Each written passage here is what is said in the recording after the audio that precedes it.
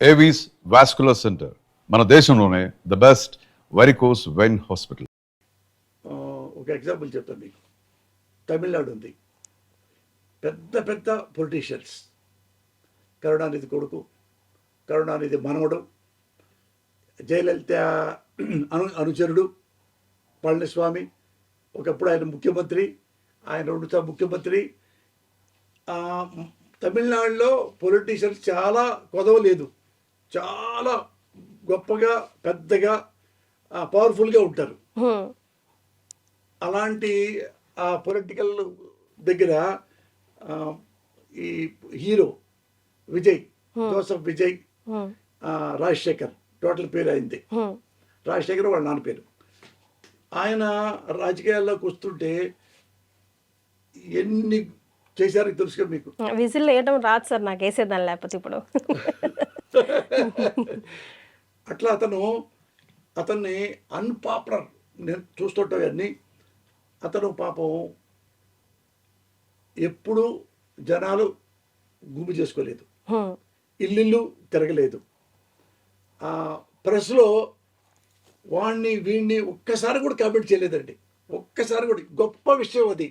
భారతదేశంలో ఒకే ఒక్క ఈ హీరో అనబడే రాజకీయ నాయకుడు అనబడే ముఖ్యమంత్రి, కాబోయే ముఖ్యమంత్రి జోసఫ్ విజయ్ వాళ్ళని అవినీతిపరుడు అనలా. ఎప్పుడు అన్నాడీఎంకే అనలేదు, ఎండిఎంకే అనలేదు, ఎవరు అనలేదు. అనకుండా ఓన్లీ ఏది మొత్తం జనం తీసుకొచ్చి బయలుదేరి వచ్చాడు. జనం మొత్తం వచ్చారు, అప్పుడు 10 నిమిషాలు వెళ్ళిపోతాడు. జనం తెగ వచ్చారు. ఎందుకంటే అతనికి రజనీకాంత్ కంటే కమల్ హాసన్ కంటే పెద్ద పాపులారిటీ. ఎందుకంటే ఇతను వచ్చినప్పటి నుంచి ఇప్పటి వరకు నేను చూసాయి 1986 నుంచి అబ్బాయి నాకు తెలుసు. చిన్న అతను కూడా తెలుసు నాకు. నేను పనిచేసేవాడిని మద్రాసులో, యూనివర్సిటీలో చదువుకుంటా. అతను ఎప్పుడు என்னங்க சௌக்கியமா என்ன வேண்டா என்ன அப்புறம் பத்தலாம் அண்ணா காமெடி வேண்டாம்பా తూకం వరదు. ఇంత మించి వాయిస్ ఉండదండి. ఇప్పుడు కూడా చూసుకోండి, అలాగే ఉంటాడు. ఎవరు ఏమండి, ఈవెన్ వాళ్ళ ఫ్యామిలీ మెంబర్స్ అందరూ కూడా చాలా డౌన్ గా ఉంటారు. వాళ్ళ నాన్న ఒక్కడే రాజశేఖర్ గారు 70 సినిమాల దాకా డైరెక్ట్ చేశాడు. తెలుగులో కూడా చేశాడు, సోమబాబుతోనే ఎవరితోనో బలిదానమో అట్లాంటి పేరు. మంచి డైరెక్టర్ అయితే 70 సినిమాల దాకా చేశాడు. ఇతను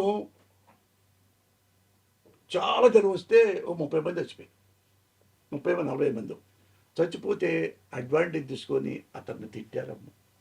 కేసులు గీసులు హీనంగా అది వాళ్ళ సంబంధం. పైగా సిబిఐ వెళ్ళి ఢిల్లీ తెలుసా అంటే ఒక పార్టీలో రాకపోతే వాళ్ళ సపోర్ట్ చేయకపోతే ఏమన్నట్టుగా అయిపోయిందంటే, ఒకసారి 2 సార్లు 3 సార్లు, ఇంకోసారి వేరే కోర్టులో ఇతను 100 కోట్లు ఇది చేశాడు, ఇది ఎట్టొచ్చింది ఆయనకి, అది వేరే అతని మీద కేసులు తిట్టడం అని చెప్పి చేర్చి లాస్ట్లో హెడప్ అయిపోయి చివరికి కొంచెం అరిచాడమ్మా, చిన్నది, డిఎంకే నేను ఓడిస్తాను అంతేనమ్మా పాప చెప్పింది. అల్లా నాలాగా ఇంకొకరు మాట్లాడినా వాళ్ళ అల్లే. అక్కడ కూడా చిన్న వయసే కీర్తి గారు. ఇప్పుడు ఎక్కడ కూర్చున్నాడు అనుకో, నాకేం తెలియదండి, నాకు పాలిటిక్స్ రాదండి, నేను తలంపుగా వచ్చానండి, ఇదే వాయిస్ అండి. మీరు ఎక్కడే చూసుకోండి, దాన్ని మించి కూడా రాల, కోపం కూడా. అప్పుడు మీరు గొప్పగా మాకు వెయ్యండి ఓటు ఇంతే అంటాడు. మనం ఎట్లా నుంచి వెళ్ళిపోయాం సార్ అసలు నథింగ్. తెలుగు ఇండియాలో one of the best politician, best honest politician. ఏమీ ఎవరి దగ్గర ఒక ఏ పిచ్చి మాటలు మాట్లాడలేదండి. ఇప్పుడు చచ్చిపోయారు పాప వాళ్ళందరూ కూడా అన్నీ ఏర్పాటు చేయడం, ఎవరు కూడా చెప్పుకోలే. వాళ్ళకి వెళ్ళిన పాపం అతను ఒక కారులో వెళ్ళి సిబిఐ దగ్గర వచ్చి కూర్చొని అక్కడ కూడా ఒక మాట మాట్లాడకుండా బ్యాడ్గా వాడకుండా నాకు సంబంధం లేదనుకుంటా, లేదండి అదండి ఇదండి, మళ్ళీ పోయి మాట్లాడటం. మళ్ళా సినిమా పాపం చేస్తే సినిమాలో అవన్నీ లాక్కొని అమ్మేసుకున్నారు ఇవ్వడం. సినిమా ఆగిపోయింది పాపం. జననాయకన్ కోట్లతో వచ్చిందండి. అది కూడా రిలీజ్ కానివ్వాల. అది కూడా కానివ్వలేదండి. ఎన్ని ఉన్నాయో తెలుసండి అందులో పాలిటిక్స్. పాపం వీళ్ళకి తెలియదు, సరసాల గారి ఇంకోళ్ళగా తెలియదు, రకరకాలుగా అతన్ని ఈ పొలిటిక్స్ పీపుల్లే. దాని తర్వాత ఇంట్లో ఒక ప్రాబ్లం. ఏది ప్రాబ్లం? ఎవరో వాళ్ళ వైఫ్ సంగీత, ఆమె వచ్చి అతను మా హస్బెండ్, ఏది ఎన్నాళ్ళు లేని హస్బెండు ఇప్పుడు ఎమ్మటే క్యారెక్టర్ వచ్చిద్దా? ఇప్పుడు 60 సంవత్సరాలు దాటి నేను ఇక్కడికి వస్తే, చిన్నప్పుడు ఎప్పుడున్నాడో పోసానికి ఇష్టపడేవాడు ఇప్పుడే ఉన్నాడు కదా, కొత్తగా ఏం వచ్చింది? ఏమి లేదుగా, ఎప్పుడు ఏమీ చేయలే. నాలో ఒకటి ఏంటంటే, నేను ఎవ్వరి జోలికి ప్రమాణ సాక్షిగా వెళ్ళను. నన్నంటే మాత్రం ఊరుకోను. నన్ను కొట్టినా చంపినా, నన్ను ఎక్కడన్నా ఎవడన్నా ఇప్పుడైనా మీ దగ్గర కూర్చోబెట్టి నార్కో టెస్ట్ చేయించుకోవచ్చు. ఎప్పుడైనా అవినీతి పనులు చేశాడా? ఎప్పుడైనా లంగా పనులు చేశాడా? ఎప్పుడైనా బ్రోకర్ పనులు చేశాడా? ఒక వేరే ప్రభుత్వం దగ్గరికి వెళ్ళి చెంచాగిరి చేసి 2 ఎకరాలు తీసుకున్నాడా?